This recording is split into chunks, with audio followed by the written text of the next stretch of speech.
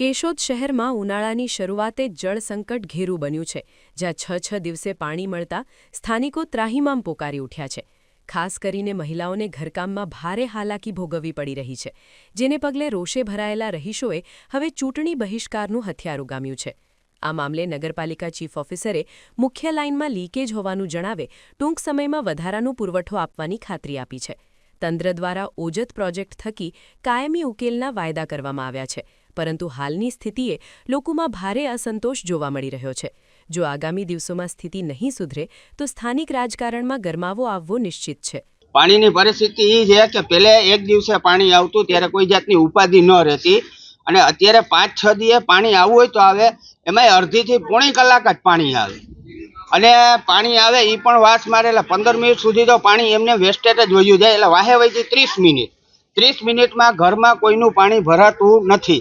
ક્યારેક તો પીવાની તંગી થઈ જાય, પીવાના પાણી માટે અહીંથી કેટલું છેટું જવું પડે ભરવા એક બેડા માટે। અને અમારો પ્રશ્ન એ છે કે મુંડિયાવાય ચાલુ થઈ જાય તો અહીંના આખા લતાના 500-600 માણસ સુખી થઈ જાય, કેમ કે મુંડિયાવાય આજ લગભગ 2-2.5 વર્ષથી આ બંધ છે। વિઠ્ઠલ બાપાની ઓલી પૂર્ણતિથિ હતી ત્યારનો કૂવો પડી ગયો છે, હજી કૂવાનું કોઈ નિરાકરણ નથી આવ્યું, સાફ થઈ ગયો, કમ્પ્લીટ થઈ ગયો।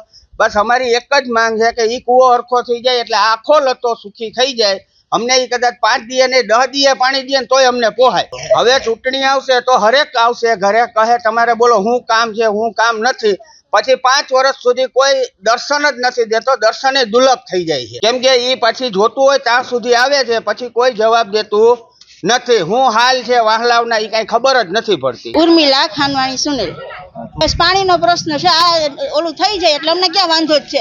મેન મુદ્દો જ પાણી છે, પાણી વગર તો આપણે બીજું કઈ થાય નહીં કામ। પાણી 5 દિવસે આવે, કઈક 6 દિવસે આવે, તો પાણી વગર તો આપણે કઈ પ્રશ્ન જ નથી થતો, પાણી વગર કઈ કામ થાય નહીં। ધંધો જે રીતના રહ્યો તે પાણી વગર તો અમે પાણી ગોતીએ, કામ કરીએ, ટાંકાવાળા અત્યારના 200 રૂપિયા રહી, હવે આપણે મજૂર માણ રહ્યા 200 રૂપિયા આપણે દેવા પોહાય નહીં। ચૂંટણી આવે તો માંગ કરશું ભાઈ પાણીની કઈ વ્યવસ્થા અમને કરી દો। પાણીની બહુ જરૂરિયાત જ છે। હાલની તકમાં મારા ઘરમાં અડધો ટાંકો જ ભર્યો, હવે એમાં કપડાં ધોવા, વાસણો ટકવા કે નાવાનું કરવું, સવારના કામે આપણે જવું હોય।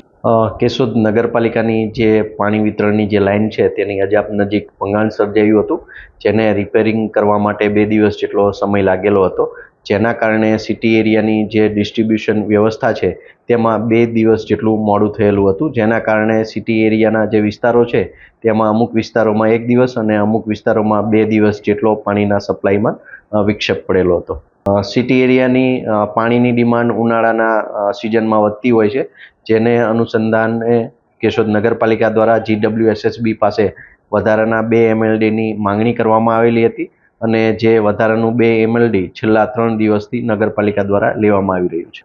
કુલ 8 MLD GWSSB પાસેથી નગરપાલિકા દ્વારા મેળવવામાં આવે છે, અને આ સિવાય નગરપાલિકા પાસે જે પાણીના બોરવેલ છે તેમાંથી પણ સ્થાનિક જરૂરિયાત મુજબ, એટલે કે જેટલું નગરપાલિકાને મળી શકતું હોય તે પ્રમાણેનું તેના બોરવેલમાંથી પાણી મેળવવામાં આવે છે, પરંતુ ઉનાળાની ઋતુમાં આ બોરવેલના જે પાણીના લેવલ છે તે પણ નીચે જવાના કારણે તેમાંથી જરૂરિયાત પૂરતું બોરવેલમાંથી પાણી ઉનાળાની ઋતુમાં મળી શકતું નથી। તો શહેરી વિસ્તારની જે પાણીની સમસ્યા છે તેનું કાયમી ધોરણે નિરાકરણ આવે અને શહેરી વિસ્તારની જરૂરિયાત મુજબનું જે પાણી છે તે શહેરને તેના જ સોર્સમાંથી મળી રહે તે માટે એકમાત્ર વિકલ્પ તરીકે હાલ જે ઓજત નદી છે ત્યાંથી ઇન્ટેક વેલ બનાવી અને આવનારા સમયમાં તેને રો વોટર મેળવી WTP મારફતે તેનું ટ્રીટેડ કરી અને સિટી એરિયાને પૂરું પાડવા માટેનું આયોજન છે। હાલ આ યોજના તેના સૈદ્ધાંતિક મંજૂરી લેવલે છે, અને જે તે સંલગ્ન વિભાગો પાસેથી આ યોજનાની મંજૂરી મળેથી, પાણીના રિઝર્વેશન બાબતેની મંજૂરી મળેથી પ્રોજેક્ટ બાબતે આગળની કાર્યવાહી કરવામાં આવશે।